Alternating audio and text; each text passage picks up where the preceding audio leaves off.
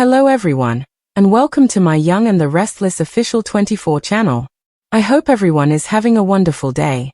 Before we begin, please hit the subscribe button and give this video a thumbs up. Case cracked. A huge hint regarding Kane's potential killer was just dropped by Young and Restless. Editors have picked all of the highlighted goods and services on their own. On orders placed through its retail connections, Soaps.com might get paid a commission, and the retailer might get some auditable data for their records. In a startling turn of events following Damien's death, Lily accused Kane of being responsible for the murder, and Ashby then accused Nick after the murder weapon was discovered in his toilet. Kane ordered his minions to lock Nick up after he went on a tirade about being framed, as was to be expected. Carter arrests Nick and everyone, CBSYR. Regretfully, Sharon, who, like the dagger, was concealed in Nick's lavatory, became entangled in the drama and ended up behind bars once more for what must have been at least the third, if not more, time in the previous 6 months. Even though Schick seemed to be in terrible shape, the secret to solving the case came from their confinement. While Sharon and Nick were looking for a tool to pick the door's lock, they came into an antique chest. It contained several bottles of wine, which could have set the stage for a tipsy Schick reunion, but didn't, and some old photo albums. Y&RS Nick Sharon. After closer inspection, Sharon and Nick discovered that the pictures were around the early 1900s. DeLeon was listed as the family name on the back of the pictures. Nick pondered whether they were at the historic winery in Chianti DeLeon. Kane and Amanda blame Kyle for Victor's death. According to the Young and the Restless spoilers for the week of July 21st to 25th, Amanda Sinclair and Kane Ashby will blame Victor Newman, and Kyle Abbott will be the one to come clean. Here is what Y&R has in store for Jack Abbott, who will also be harshly rejected.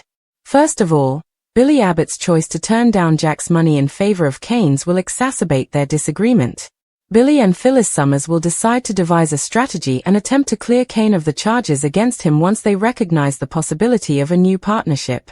After that, Kyle will expose Audra Charles' deceit and put an end to their romance.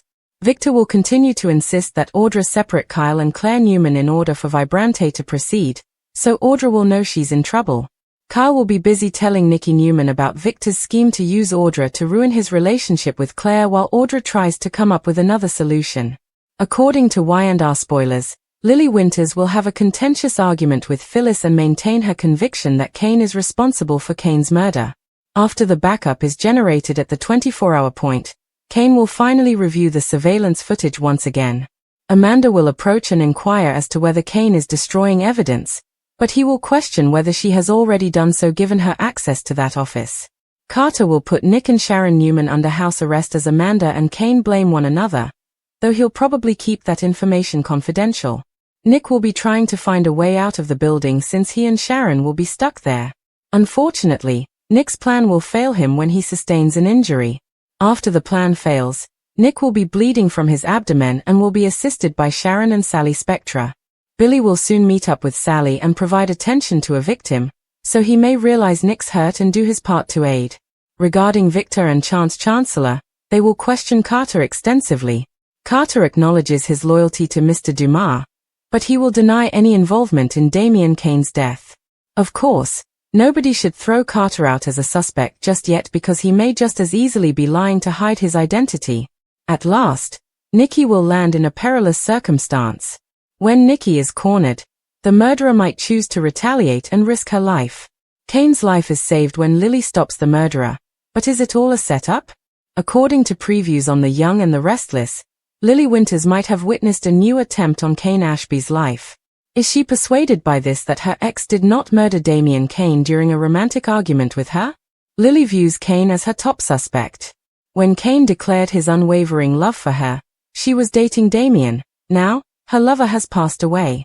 Who wouldn't believe that Kane is guilty since he was discovered with the body? According to Lily, Kane is a murderer. Lily is constantly complaining that Kane has changed and criticizing him for leaving half of GC stranded in Nice with nowhere to go. There is no doubt that Kane is hiding information and cell service from the visitors, and when the truth is revealed, it will not look well for him. Kane's thoughts on Damien's murder? He indicates that he thinks someone is trying to harm him and feels that he was the intended target. Will Kane's correctness be proven? If Kane is right, a heartless murderer is out there, just waiting for another opportunity to take his life. Additionally, this murderer might miss again and murder an innocent person. Some fans, on the other hand, think that Carter killed Damien in order to facilitate Kane's reunion with Lily. If so, the plan failed because Lily now despises Kane even more.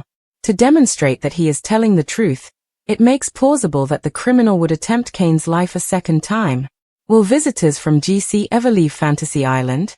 All we know about Carter is that he appears to be loyal to Kane. Carter may be a gregarious, outgoing person behind his outward appearance. However, we anticipate that he has some role in this criminal disaster. What are the chances that Lily will end up alerting Kane to a mischievous Carter? It would be amazing to see Lily and Kane unite over a botched murder attempt, but everything is possible in the Green Maze. That maze is going to be missed. Fans of The Young and the Restless, tell us if you believe Lily will save Kane's life before the summer is over. When Kyle accuses Victor of plotting with Audra, Victor responds. In the tangle of bushes, Victor and Nikki reconnected. She questioned her husband about Kane and Carter's hasty departure. Victor claimed that after attempting to pursue Carter, he encountered the Abbotts. Victor expressed his concern about Nick and Sharon to Nikki. Victor claimed that there was another reason he followed Carter. He thought he was strange. Nikki agreed, observing that Carter appeared to be a machine. Victor stated he was almost robotic. Kyle approached Victor and Nikki. Audra's game was up, he told them. Kyle claimed to be aware of her intentions. Victor pretended to be innocent. Kyle declared that he would never harm Claire because he loved her. Kyle was asked by Victor if he had finished his little speech. Nikki was taken aback by Kyle's charges against Victor. Victor persisted in rejecting Kyle's hypotheses. Kyle stated that he was done trying to show himself after realizing that nothing he ever did would win Victor over. Victor could do nothing to stop him, Kyle said. Watch me, said Victor. Following Victor's departure, Nikki reassured Kyle that she was not involved in the plan that Kyle had presented. Nikki had doubts that Audra was dedicated to anyone or anything other than herself. According to Kyle, that supported his claim that she is working with Victor. It doesn't take much to put the pieces together, Nikki, replied Kyle. In the tangle of bushes, Victor met Chance and told him that Nick and Sharon were under house arrest. Though he was acting according to his own standards, Chance stated that Kane couldn't do that. Chance shared his talk with Carter with Victor. He inquired about Carter's whereabouts at the time of Damien's murder. Carter informed Chance that he was in bed and had gone to bed for the night. After that, Chance said, he spoke with the groundskeeper, who gave him a contradictory account. The groundskeeper's story and Carter's story don't add up, Chance said. If Carter killed for Kane, Victor wondered. He informed Chance that Nikki had noted Carter's somewhat robotic demeanor. Kane, meanwhile, saw the footage of him and Damien shortly before Damien was killed. When Amanda came in, she asked Kane to clarify that he was not erasing any evidence. I'll ask Amanda that question, Kane said.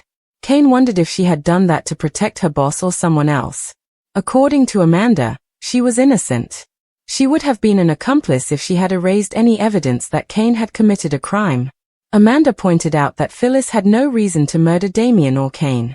No guess that she can think of would want Kane dead. Kane questioned whether he had to pass away to persuade Amanda that he wasn't the murderer. Amanda questioned whether the video had a problem. That would be too coincidental, according to Kane. Kane thought Nick was the murderer. Amanda explained he'd have to get into his room and bypass Kane's security. Kane acknowledged that he might be mistaken about Nick. Amanda pleaded with Kane to let Nick and Sharon go. She questioned Kane about how she had learnt that Kane had placed Sharon and Nick under house arrest at her recommendation. Kane claimed that because Nikki was questioning him, he had to say something. Kane noted that Damien dying in his arms hasn't resulted in him being the calm voice of reason. According to Amanda, Nick and Sharon should not have been imprisoned. Kane stated that he was thinking about releasing Nick and Sharon. Amanda wanted to say that to security right now. Kane advised her to wait. Added that he wasn't using Nick as a negotiating chip with Chancellor Industries. However, now, he wanted to try to use Nick to his advantage. Audra, meanwhile, came onto Lily in the tangle of bushes. They mourned the loss of Damien. Lily was uncertain about how they would inform Amy and Nate. Audra claimed that having Nate at her side would have helped her. Lily and Audra became aware of a presence. Lily yelled, warning the unidentified person or people that now was not the time to hide. Then Phyllis showed up and said she wasn't the murderer. She was merely listening in. Phyllis was reprimanded by Audra and Lily for her actions. She could have harmed Phyllis, Lily noted. The redhead merely recommended that they take a breath. In order to identify the murderer, Phyllis said that it would be wise to conduct additional listening in. Kane was innocent, Phyllis insisted. Kyle did, she added. Lily questioned Phyllis about it. Phyllis replied she didn't know who the killer was, but dropped a subtle hint that Lily had slain Hillary. Damien's death was intentional, Lily sneered. Anyone can find a motive in anyone, Phyllis added. If Kane had the police in his back pocket, Lily remarked she wouldn't be shocked. Kane doesn't want Chance to have the means to discover the truth, she continued.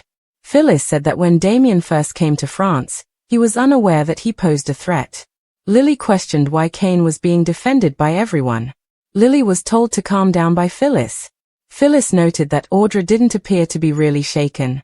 Audra told Phyllis that if she didn't back down, she may show her rattled. Phyllis explained to Lily that considering their history together, it was reasonable for her to want to blame Kane. She urged Lily to understand that Kane was incapable of using violence. Audra acknowledged Phyllis's rationale does make sense, even though she doesn't like her. Lily questioned whether Audra was now supporting Phyllis. It's possible for someone insane to be rational, Audra acknowledged. After thanking Audra in a mocking manner, Phyllis questioned Lily about how she could believe Kane was responsible for their children's deaths. For panicking, Sharon apologized to Nick. Nick informed her that there couldn't possibly be anything embarrassing between them because they had known each other for far too long. He made her think of the terrible haircut he used to have. They could return from anything if they did so from that. Sharon calmed herself a little and politely disagreed with Nick's evaluation. She claimed that although she has never experienced a terrible hair day in her life, being with Nick is the most natural thing in the world. Nick admits that Sharon got him with that one. After everything Sharon had gone through, Nick praised her for not falling to the ground. Sharon recommended that they discover Kane's true intentions. Nick understood that they needed to find a way out. Sharon proposed that they figure out how to pick the lock. Nick unlocked a trunk. Sharon discovered some antique pictures from 1924 in it. Nick pondered whether the maze might be situated on an old vineyard and whether it was an old winery. Nick questioned why Kane wasn't serving them the pricey wine he had been giving them instead of the one he might already own. Sharon made a remark about how wealthy Kane had become in such a short period of time. Although she had more optimistic expectations for Kane, she claimed that Colin was a phony. Kane didn't know what he became once he was separated from Lily, according to Nick.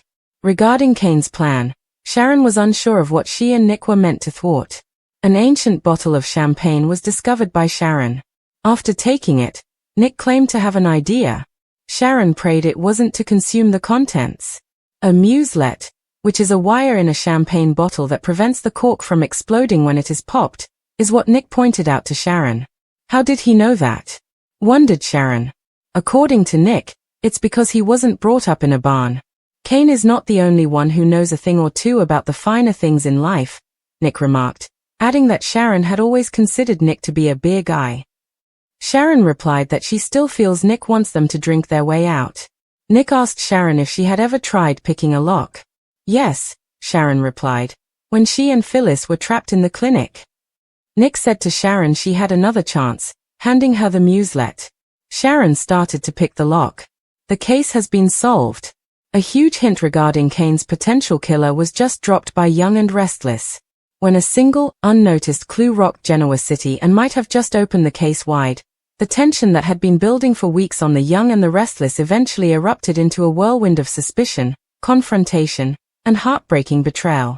A faint glint of a gold cufflink in the shadow of the corridor where Damien had last been seen alive was something Chance noticed as he went through hours of surveillance footage, frame by frame.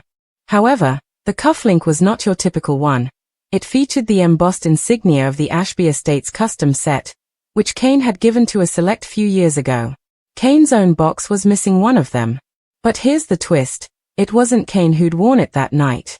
Here comes Amanda Sinclair, who found the lost cufflink hidden in the bottom drawer of a desk that she used to share with Carter, her ex-lover.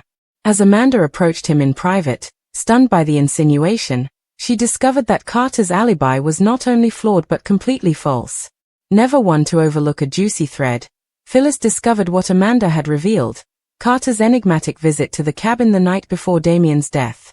Desperate to keep Nick safe, Sharon tested the material covertly after discovering burned fragments of what looked like blooded gloves in the fire pit's ashes. The results matched fibers discovered at the murder scene. In a startling turn of events, Victor discovered a terrifying voicemail that Damien had left for Lily only hours before he passed away. In it, he cryptically warned her that the enemy was closer than anybody had thought and that someone was using Kane's name as a weapon. As the pieces fit together, it appears that someone may not have had any intention of pursuing Damien at all, but rather was attempting to get rid of Kane before he could reveal a financial scandal involving forged Ashby Foundation documents that only Carter had the means and motivation to fabricate. As the truth inches closer to the surface, and the trap around Carter tightens, viewers are left gasping, wondering whether the cunning manipulator will slip through Justice's fingers yet again or whether Amanda, Nick, and Sharon will finally bring him down. And despite everything, Kane, who was hunted down and haunted, may be able to regain his reputation as the man who outwitted death itself as well as a survivor. Anticipation and unsaid fear filled the air as soon as Kyle entered the Grand Phoenix meeting room. Every eye in the room went to him, with Amanda sitting calmly but hunched like a panther about to attack, Kane standing rigid with that tense sneer he wore when cornered, and Victor's cold gaze cutting right through him. Kyle didn't recoil. The words exploded like a bomb as he spoke in a steady, clear voice with a deadly precision that cannot be undone. Victor orchestrated the entire cover-up. Kane was the pawn, Amanda the reluctant strategist, but the mastermind was Victor Newman. With his eyes narrowed and his lips quivering at the corners, Victor quietly challenged Kyle to go on. Kyle, however, did. He laid it all bare: Victor's covert rendezvous at the ranch with an unknown fixer, the hush money paid to quiet a witness, the destroyed surveillance film, and a suspicious trail of encrypted communications led back to Amanda's burner phone. Stunned yet alert, Amanda leaped from her seat and pointed at Kane right away. He presented me with the entire idea. He claimed to have Victor's approval, but he never provided evidence. He claimed that rather than framing Nick, the threat we needed to eliminate was Damien. As the spotlight changed, Kane's face lost its hue.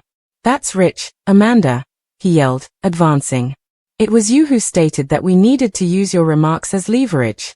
And as things spiraled out of control, you warned me to hold the line or we'd both go down. The room spiraled into chaos, accusations ricocheting like bullets. Kyle's position as a whistleblower was both strategic and cathartic as he watched the titans of dishonesty turn against one another. In a town built on secrets, betrayal, and reinvention, Kyle Abbott had just rewritten the rules by ratting out Victor Newman. He hadn't just exposed a crime, he'd started a war.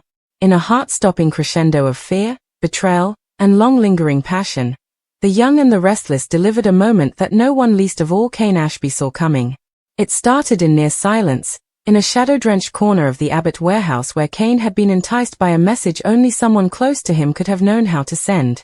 He wasn't meant to be present. Nobody was aware of his presence. However, there was another person.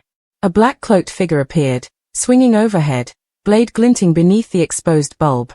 A metal clang, a cry, the sound of struggle, and then, like a vengeful angel brandishing a fire extinguisher and rage, Lily Winters emerged from the shadows, striking the would-be murderer and sending them tumbling just as Kane was turning around, realizing the danger an instant too late. Get away from him, breathless, her eyes ablaze with adrenaline and something more profound, something primordial, she yelled. Shaken and bleeding from a shallow cut on his arm, Kane was having a hard time comprehending what had just transpired. Lily, his ex-wife, the woman he still dreamed about on restless nights, was between him and death one moment, and then he was alone, left to fall into the trap he hadn't anticipated. Was it a miracle, though, or something darker? Lily would not allow Kane to speak as sirens screamed in the distance too very quickly. She snarled, "Don't say anything yet. Until we're safe, no. Not until I find out who actually sent that message." Her gaze shifted to Kane as though he were the enigma that needed to be solved, rather than the assailant, who was now moaning and restrained beneath a shelving unit she had knocked over during the altercation. "Did you anticipate who it would be?" With a shiver that wasn't related to the night air, she asked gently. Or did you simply hope I would arrive on time? For once, Kane had no witty response.